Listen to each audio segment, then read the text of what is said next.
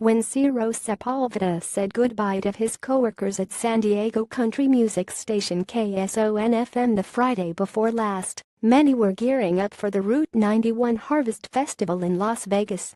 By the following Monday morning, after a gunman had opened fire from the Mandalay Bay Hotel and killed 58 concert-goers, the 32-year-old Sepulveda didn't know if any of his colleagues were still alive. "My coworkers had to run for their lives," he said. "I was texting them all day, unsure if they would ever be texting me back. The coworkers did make it back home, all safe." And despite the lingering fear of the Las Vegas massacre, Sepulveda was back out himself this weekend on the lawn of the Glen Helen Amphitheater in San Bernardino for the Cal Jam Rock Festival, one of the first major outdoor concerts after the Route 91 tragedy. As his Cal Jam crewmate Nicholas Arias put it, "People showing up here tonight is the best way to show that we're not going to let it affect us." The 34-year-old was a little bit nervous, "Sure, but we go to 3 shows a week. We're not going to deprive ourselves, we have to live life." That was the prevailing attitude among fans of Cal Jam, a version of the 1970s rock fest revived by the headliners, Foo Fighters, and also featuring Queens of the Stone Age, Liam Gallagher and Royal Blood, among others. It had the sad timing of arriving after the worst mass shooting in modern American history. For Misha West, a 23-year-old from England, the Las Vegas attack brought back vivid memories of the June attack outside an Ariana Grande concert in Manchester, where 22 fans were killed. "I know a lot of people with young kids who won't let their children go to concerts anymore," she said. "But you have to just carry on. Music is what brings people together." Charlotte Milam, 23, also from England, said you just try not to think about it. "They want to cause fear," Milam said of shooters, "and the best thing you can do is not be scared." It helped that the grounds for Cal Jam were worlds apart from Las Vegas.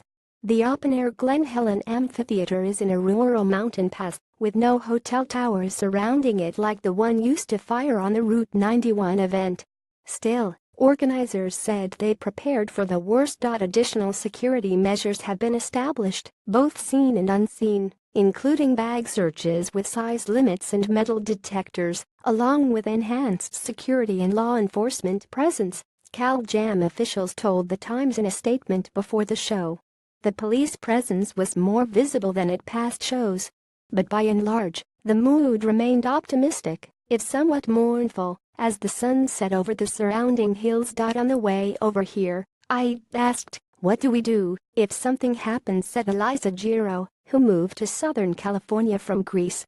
Living in Europe, terrorism was always something that happened far away. But now it's right here. Apostolos Pap, who came to Cal Jam with Giro, chimed in. "But you can't stay home, you can't be scared," Pap said.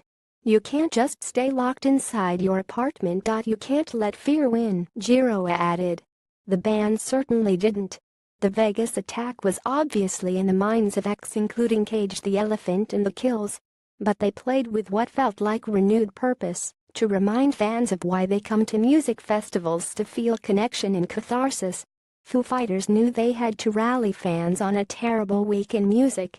The death of Tom Petty on Monday also wore heavily on the fans and bands, many of whom covered or alluded to Petty in their sets. The Foo's exultant hits like times like these felt even more necessary for the thousands assembled. But it was Queens of the Stone Age singer Josh Homme who gave the night's most meaningful gesture.